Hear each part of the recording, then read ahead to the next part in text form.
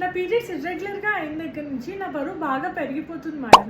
రోజు కనీసం ఒక్కరైనా నాతో ఓపీలో చెప్తారండి. కానీ నేను చెప్పే విషయం ఏంటంటే, మీ పీరియడ్స్ ఇర్రెగ్యులర్ అవ్వడం వల్ల మీరు వెయిట్ గెయిన్ కాదు, మీరు వెయిట్ గెయిన్ అవుతున్నారు కాబట్టి మీ పీరియడ్స్ ఇర్రెగ్యులర్ అవుతున్నాయి. హాయ్, నేను మీ doctor Mounika, obstetrician and gynaecologist. ఎవరైనా ర్యాపిడ్గా అంటే కొంచెం టైంలోనే చాలా వెయిట్ పెరిగిన వాళ్ళలో ఫ్యాట్ డిపాజిషన్ అనేది ఎక్కువగా ఉంటుంది. ఈ ఫ్యాట్ పెరుగుతున్నప్పుడు థైరాయిడ్ ఇర్రెగ్యులారిటీస్ వస్తాయనే విషయం చాలామందికి తెలిసిందే.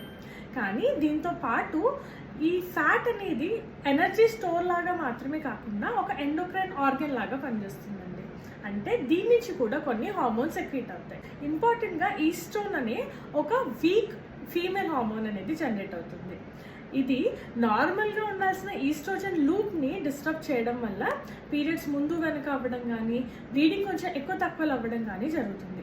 దీంతోపాటు ఇది ఎగ్ రిలీజ్ని ఆపుతుంది కాబట్టి యానోవులేషన్ అనే కండిషన్ కూడా డెవలప్ అవుతుంది. ఇది మాత్రమే కాకుండా దీంట్లో ఇన్సులిన్ రెసిస్టెన్స్ అనేది డెవలప్ అవుతుందండి.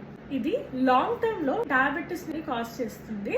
కానీ షార్ట్ టర్మ్లో మేల్ హార్మోన్ లెవెల్స్ ఇంక్రీజ్ అవ్వడం వల్ల ఫేస్ మీద మొత్తం యాక్నే రావడము and male pattern hair growth అనేది నోటీస్ చేస్తాం. అంటే అప్పర్ లిప్ మీద కానీ, చిన్ మీద, సైడ్ బర్న్స్లో, ఈవెన్ చెస్ట్ మీద, బాడీ అంతట్లో కూడా హెయిర్ థిక్నెస్ అండ్ గ్రోత్ పెరగడం అనేది జరుగుతుంది. ఇది పీసీఓఎస్ యొక్క సిమ్టమ్ కూడా. వీటన్నిటిలో కల్ప్రిట్ అనేది వెయిట్ గెయిన్ అనే విషయం మనకు అర్థమైంది కాబట్టి ఈ వెయిట్ని నార్మలైజ్ చేస్తూనే చాలా వరకు ప్రాబ్లమ్స్ రివర్స్ అయిపోతాయండి. ఇట్ ఇస్ సెడ్, మీరు 5 to 10% ఆఫ్ టోటల్ బాడీ వెయిట్ని కనుక లూజ్ అవ్వగలిగితే, అంటే మీరు ఏదైతే ఎక్స్ట్రా వెయిట్ గెయిన్ అయ్యారో దాన్ని మీరు లూజ్ అవ్వగలిగితే మీ పీరియడ్స్ రెగ్యులరైజ్ అయిపోతాయి అండ్ ఎగ్ రిలీజ్ అవ్వడం స్టార్ట్ అవుతుంది. కాబట్టి ఫ్యూచర్లో ఫర్టిలిటీ ఇష్యూస్ కూడా రాకుండా ఉంటాయి.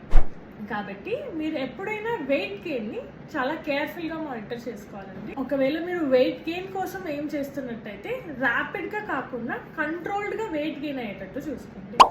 I hope this information is useful.